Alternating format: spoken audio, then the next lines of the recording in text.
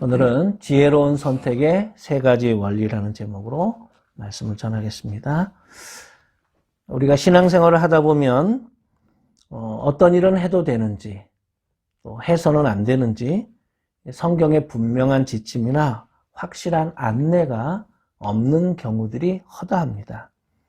예를 들어서 술을 마셔도 좋은지 아니면 마시지 말아야 하는지 또 맥주 한 잔 정도는 괜찮은지 아니면 그것도 마시지 말아야 하는지 예수님은 물로 포도주를 만드셨는데 포도주라면 가끔 건강을 위해 해도 좋은지 바울도 디모데에게 포도주는 권했으니까 건강을 위해서 권유했으니까 이것을 우리에게도 적용하면 되는 건지 또 성경에 이런 것은 언급이라도 되었지만 담배 같은 경우에는 피워도 되는지 또 안 되는지 이런 것들이 구체적으로 나와 있지 않습니다. 교회에서 혹은 수련회 가서 레크레이션 댄스는 우리가 잘 배우는데 그러면 사교춤도 괜찮은 건지 아니면 사교 댄스는 안 되는 건지 한국 사회에서 1970년대까지는 볼링도 배우지 말아야 할 것처럼 여겨지다가 80년대 지나면서는 국민생활 스포츠로 각광받으면서 목회자들이 너도나도 배웠습니다. 그런데 90년대만 해도 당구는 그런 분위기가 되지 않았습니다. 또 극장은 가도 좋은데 야한 영화, 성인 영화도 괜찮은 건지 이런 문제들에 대해서 성경은 행동 지침이나 강령이 적혀 있지 않습니다. 이건 진리냐 아니냐, 구원받느냐 못 받느냐 이런 문제라기보다는 다분히 윤리적인 문제고 문화적인 요소, 시대와 사회 분위기에 따라 다르게 해석될 수 있고 적용되는 문제라고 할 수 있습니다. 또 개인의 가치관과 문화, 개인의 성향에 따라 자유로운 선택이 필요한 영역이라고 말할 수 있습니다. 문제는 나의 행동이 다른 사람에게 비춰지고 영향을 미칠 수 있다는 점, 이것이 중요합니다. 교회 공동체와 사회 문제로까지 확대될 수 있는 문제이기도 합니다. 어제 뉴스를 보신 분들은 스웨덴 사람들이 친구를 초대했는데 친구가 집에 왔는데 자기 가족들끼리 식사를 했어요. 그러니까 스웨덴 친구의 집에 가면 식사 시간이 되고도 자기 식구들끼리 식사하고 손님으로 간 나는 식사 대접을 하지 않더라. 이게 이제 지금 전 세계 모든 사람들에게 알려져서 큰 이슈가 되었습니다. 근데 이제 스웨덴 사람들의 그 문화나 이런 걸 생각해 보면 옛날부터 이제 개인의 선택과 취향을 존중하기 때문에 뭐 식사 시간이 되었다고 해서 뭐 식사하라 말아라 그렇게 권유하는 문화는 아닌데 하지만 전 세계 많은 사람들이 야, 그 스웨덴 친구의 집에 초대되어 가면 자기 먹을 건 자기가 싸가야 돼 이렇게 비아냥거리는 하지만 스웨덴 사람들이 초청한 사람을 무시하거나 또 식사에 초대하지도 않는 그런 무례한 사람들은 아닙니다. 단지 문화가 좀 다를 것입니다. 제가 미국에 오니까 맛있는 음식이 있어도 이웃들에게 권유하지 않습니다. 그렇죠? 음식은 각자 자신의 먹는 게 있고 취향이 있기 때문에 우리 한국 사람들은 무조건 음식이 있으면 주위 사람들한테 권유했지만 지금은 그렇게 하지 않습니다. 이 고린도전서 8장은 조금 예민하고 좀 이렇게 센서티브한 문제를 다루고 있는데 그 당시 고린도라고 하는 도시가 항구가 있는 상당히 경제적으로는 윤택하지만 여러 가지 유혹과 향락 문화가 있는 그리고 우상의 신전이 있는 그러다 보니까 우상의 재물이 시장에 나와서 또 많이 팔리기도 하는 이런 먹는 문제가 크리스천들에게 예민한 갈등의 문제로 대두가 되었습니다. 오늘 이 8장에 보면 중요한 선택의 원리, 중요한 세 가지 단어가 나옵니다. 하나는 지식, 두 번째는 사랑, 세 번째는 양심이라고 하는 단어입니다. 그리스도인들이 자유롭게 선택을 해야 되는 상황에 처할 때 이 세 단어가 우리들에게 지침과 원리를 제공해 준다고 말할 수 있습니다. 자, 첫 번째 원리는 지식의 원리입니다. 따라합시다. 지식의 원리. 예. 지식의 원리란 내가 아느냐 모르느냐 이것이 중요하다는 것입니다. 요즘은 우리가 스마트폰에다가 이렇게 검색을 해보죠. 그러면 그 상황에서 어떤 게 참된 팩트인가 사실인가 이것을 검색할 수가 있습니다. 먼저 우상은 도대체 무엇인가? 4절에 기록되어 있습니다. 그런데 우상에게 바친 고기를 먹는 일을 두고 말하면 우리가 알기로는 세상에 우상이란 것은 아무것도 아니고 오직 하나님 한 분밖에는 신이 없습니다. 이것이 실상이에요. 우상이 실제로 존재하는가? 실제로는 존재하지 않는 신입니다. 우상은 헛된 것입니다. 큰 고목나무에 아무리 이렇게 정성껏 해도 아기를 낳게 해주는 것은 그 고목나무가 아니라는 것입니다. 그것은 인간이 자신의 염원, 소원을 투영한 것일 뿐이지 그것은 살아있는 인격적인 신이 아닙니다. 때문에 우리가 이렇게 무엇이 진실인가, 진리인가 이것을 바르게 알게 되면 이 지식의 원리, 진리의 원리에 따라 우리가 무지로부터 벗어나고 참 자유를 누릴 수가 있습니다. 그래서 예수님도 진리를 알지니 진리가 너희를 자유케 하리라 이렇게 말씀하셨습니다. 진리를 모르기 때문에 우리가 불안해하고 두려움에 빠진다는 것입니다. 그러나 이 지식의 원리, 이 안다고 하는 문제가 모든 것을 해결해 주진 않습니다. 귀신들도 예수님이 세상을 구원하시는 분이라는 사실을 알았지만 귀신들이 하나님께 순종하지는 않았고 사람을 사랑하지도 않았습니다. 고린도 도시에 살던 사람들은 고기가 먹고 싶을 때 고기를 살 수 있는 장소가 두 군데 있었다고 합니다. 하나는 시장에 가면 또 하나는 신전에 가면 고기를 살 수가 있었습니다. 아프로디테 신전터가 있던 이 고린도 도시였기 때문에 그 신전터가 이 도시가 다 내려다 보이는 높은 곳에 있었고 지금도 많은 관광객들이 이 아프로디테 신전터를 방문하곤 합니다.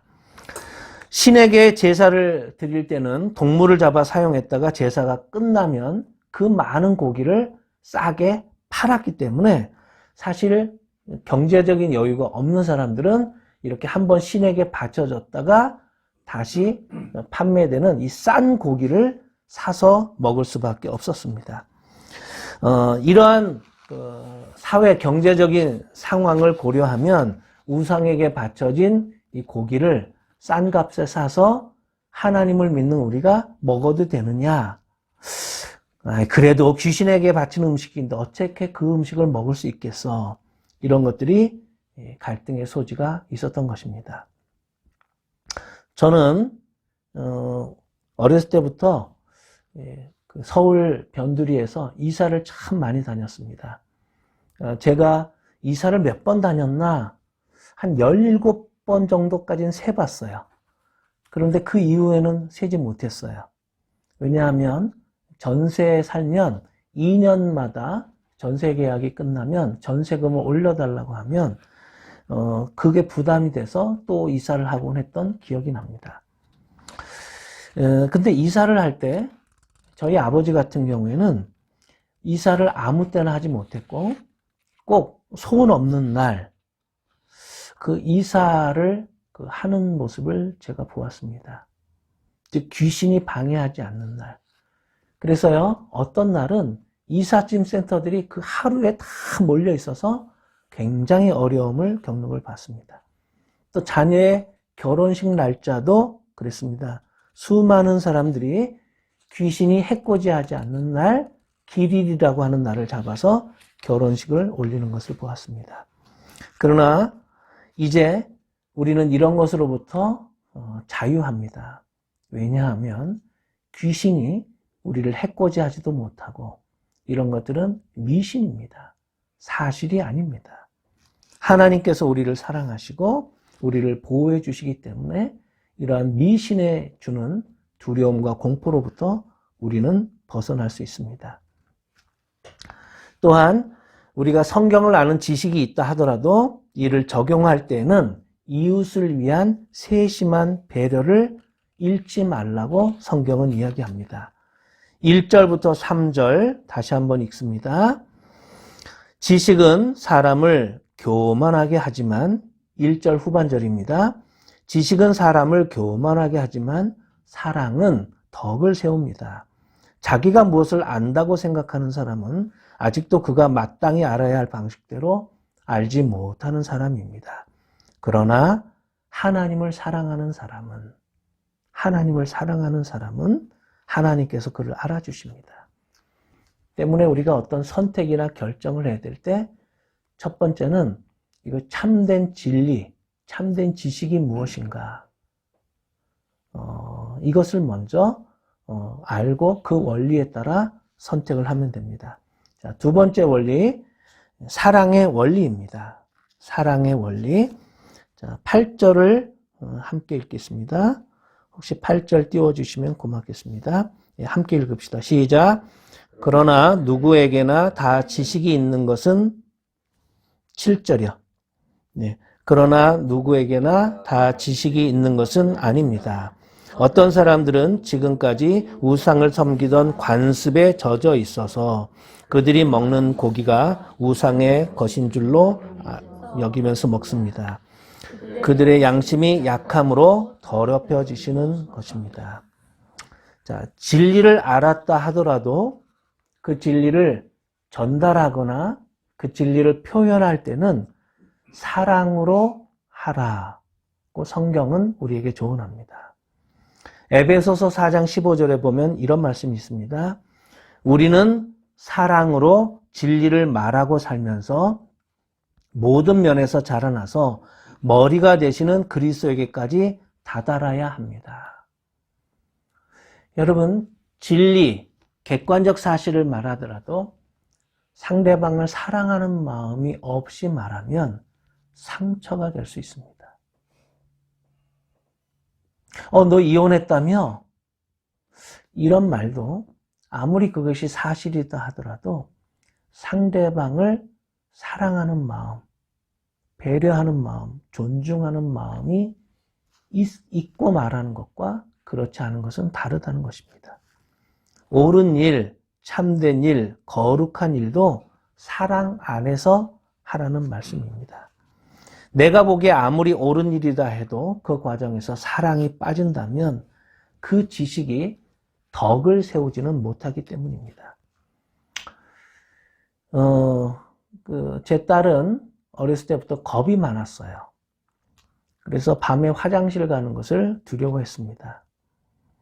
제가 만약 야, 이 녀석아, 너는 주일학교도 다니고 교회도 다니면서 이렇게 화장실도 무서워 벌벌 떠냐? 뭐 귀신이라도 나와? 너 예수님이 계신데 뭘 그렇게 무서워해? 윽박 지르고 야단을 쳤다 그러면 그 아이는 점점 더 위축되었을 것입니다. 이런 것들은 지식을 따른 충고지 사랑에 의한 조언은 아닌 것입니다. 우리는 그러한 마음을 이해해주고 그가 성장할 수 있도록 아이의 손을 잡아주고 그 무섭니? 그러면 손을 잡아서 화장실까지 같이 가주고 화장실 앞에서 기다려 주었다가 다시 오면서 이 아이가 스스로 깨닫고 확신할 때까지 기다려 줘야 합니다. 그런데 불행히도 이 고린도 교회 성도들 간에는 이러한 사랑이 부족했던 것 같습니다. 그리고 이렇게 사랑이 부족하고 지식만 많은 것, 바울은 이것을 교만이라고 했습니다. 고린도 교회 성도들은 하나님께 받은 재능, 은사도 많았어요. 탤런트가 많았어요. 그래서 여러 가지 은사를 잘 활용했어요. 그런데 야, 넌 아직 방언도 못해? 이런 쪼다 같으니, 이런 식으로 내가 가진 은사만을 높이고 다른 사람이 갖지 못한 은사를 얕보는 것은 교만입니다. 서로 갈등하고 싸우고 상처 주는 일이 많이 발생했습니다. 그 이유는 지식이 많아지면 사랑이 부족할 수 있고, 또 사랑이 많으면 분별력이 떨어져서 문제가 될 수 있기 때문입니다. 그래서 지식이 없이 사랑만 하면 맹목적이 되고, 사랑이 없는 지식은 하나도 유익하지 않습니다. 아무 변화도 일어나지 않습니다. 그래서 8장 9절에 보면, 그러나 여러분에게 있는 이 자유가 약한 사람들에게 걸림돌이 되지 않도록 조심하십시오 라고 권면합니다. 마지막 원리입니다. 자, 첫 번째 원리가 뭐였죠? 지식의 원리. 두 번째 원리는 뭐였죠? 사랑의 원리. 세 번째 원리는 뭘까요? 양심의 원리. 제가 설교 후에 물어볼 때 세 가지 원리 중에 무엇이 생각이 안 나는지 점검하도록 하겠습니다. 저 같은 경우에는 이 세 가지 원리 중에 세 번째가 생각이 안 났습니다. 양심의 원리. 이 양심의 원리, 자, 8장 11절과 12절 우리 한번 다 같이 읽읍시다. 됐나요? 네, 시작. 그러면 그 약한 사람은 당신의 지식 때문에 망하는 것입니다. 그리스도께서는 그 약한 신도를 위하여 죽으셨습니다. 이렇게 여러분이 형제 자매들에게 죄를 짓고 그들의 약한 양심을 상하게 하는 것은 그리스도께 죄를 짓는 것입니다. 자, 여러분, 여기 약한 양심이라는 말이 나와요. 자, 강한 양심이 있고 약한 양심이 있고 순수한 양심이 있고 좀 더럽혀진 오염된 양심이 있습니다. 자기 양심에 따라 행동하면 되지만 이렇게 약한 양심을 가진 이웃을 배려하라는 의미입니다. 양심이라고 하는 이 헬라어 단어를 살펴보니까 두 가지 의미가 있어요. 무엇과 함께, 또 안다. 이 두 단어가 합쳐져서 생겼습니다. 그러니까 양심이란 누구와 더불어 안다는 의미예요. 그러니까 양심이란 누구와 더불어 아는 걸까요? 양심이란 하나님과 더불어 아는 거예요. 다른 사람은 몰라도 내 양심은 나를 알고 있습니다. 부모님도 모를 수 있고 선생님도 모르고 친구들도 모르지만 내 양심은 내가 잘못한 것을 안다는 거예요. 그리고 오직 하나님 한 분은 이 사실을 알고 계세요. 그러니까 양심이란 하나님과 나만이 아는 사실입니다. 회개, 참회를 할 때는 이렇게 하나님과 나만이 아는 은밀한 죄도 고백하는 것입니다. 어릴 때는 이 양심이 제 기능을 다 할 때도 있고 다 하지 못할 때도 있습니다. 그리고 반복해서 죄를 지으면 양심이 점점 무디어집니다. 무감각해집니다. 그래서 이 8장 7절에 보면 그러나 누구에게나 다 지식이 있는 것은 아닙니다. 이런 얘기를 했고요. 또 13절에 보면 13절 혹시 보여주시겠어요? 자, 시작. 그러므로 음식이 내 형제를 걸어서 넘어지게 하는 것이라면 그가 걸려서 넘어지지 않게 하기 위해서 나는 평생 고기를 먹지 않겠습니다. 이제 바울은 내가 이 우상에게 바쳐진 음식, 이게 사실 바울에게는 I don't care, 별 상관없어요. 하지만 저 사도 바울도 봐라. 저 우상에게 바친 고기도 먹는다? 그러니까 우리도 먹어도 돼. 우리는 가난하니까. 이렇게 양심에 꺼리 끼면서 그 우상에게 바쳐진 음식을 먹어서 그가 믿음이 떨어진다면 나는 평생 고기를 먹지 않겠다. 그런 얘기를 하는 것입니다. 때문에 우리가 맥주가 생활 음료처럼 받아들이는 사회에서도 또 맥주 한 잔이 보리차처럼 여겨질 수 있다 하더라도 혹시라도 부정적인 술 문화 속에서 사는 사람이 있다면 우리는 그 사람을 위하여 배려하고 절제할 수 있어야 한다는 것입니다. 만약에 어떤 목회자가 술을 하면 치를 떠는 사회 분위기에서 술을 마셨다면 어떻게 받아들여질까요? 여러 교단의 목회자들이 모이면 저희 장로교 목사들은 비교적 이렇게 생각이 열렸고 상당히 이렇게 진보적이라는 그러한 평가들을 많이 받아요. 그래서 우리 진보적인 목회자는 뭐 술 한잔 해도 괜찮다 이렇게 여기는 사람이 많아요. 사실은 우리 입장에서는 저기 한신이나 이쪽에 보면 우리는 굉장히 보수적인데 또 우리보다 더 보수적인 사람들이 보기에는 우리는 굉장히 진보적이고 개방적이라고 이렇게 보는 거예요. 그러니까 이런 것들은 사실 상대적인 생각입니다. 죄다, 아니다 이것을 구분하는 기준이 무엇일까요?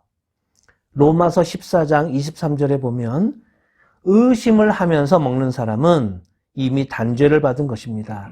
그것은 믿음의 근거에서 한 것이 아니기 때문입니다. 믿음에 근거하지 않는 것은 다 죄입니다. 우리는 하나님을 믿고 예수님이 나 같은 죄인을 용서해 주셨다는 사실을 믿습니다. 우리는 예수님을 믿는 것이지 내 행위나 내 인격을 믿는 것이 아닙니다. 때문에 우리는 예수님이 행하신 놀라운 일들에 대한 믿음의 근거에서 행동하고 선택하면 되는 것입니다. 로마서 14장 1절에서 3절에 보면 이런 말씀이 있습니다. 여러분은 믿음이 약한 사람을 받아들이고 그의 생각을 시비거리로 삼지 마십시오.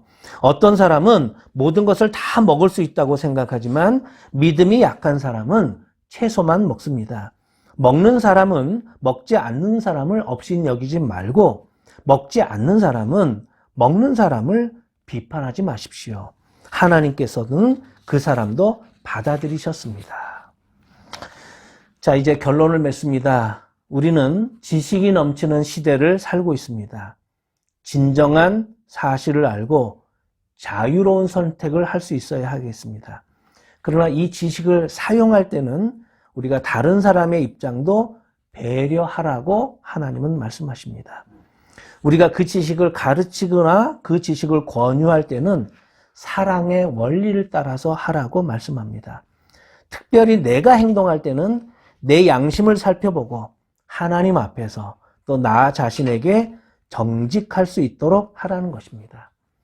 크리스찬은 참으로 자유한 사람입니다.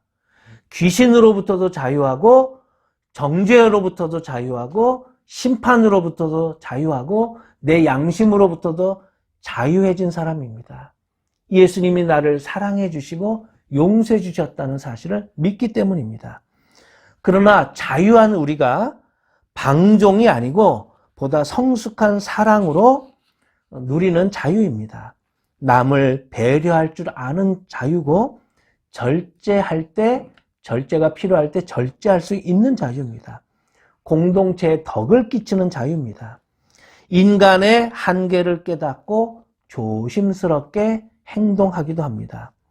노아라고 하는 사람은 그 시대의 최고의 의인이었지만 술을 절제하지 못하다가 3명의 아들 앞에서 수치스러운 일을 당해야만 했습니다. 우리의 자유로운 선택의 결과가 다른 사람들을 넘어지게 하거나 시험 들게 하거나 유익을 주지 못한다면 하나님께서 기뻐하지 않는다고 우리에게 말씀하십니다. 기도하겠습니다. 하나님, 저희들은 수많은 선택을 할 수 있는 시대를 맞이했습니다. 옛날에는 텔레비전 채널도 몇 개 되지 않았지만 요즘은 채널이 수백 개가 넘습니다. 다양한 선택을 할 때마다 오늘 배운 이 말씀을 기억나게 하여 주시고 지식의 원리, 사랑의 원리, 양심의 원리를 따르게 하여 주옵소서. 이웃을 배려하고 형제 자매들에게 덕을 끼치는 결정을 내리게 하여 주세요. 하나님을 더욱 사랑하고 이웃의 마음도 세심하게 살피는 섬세함도 겸비하게 하여 주옵소서. 예수님의 이름으로 기도드립니다. 아멘.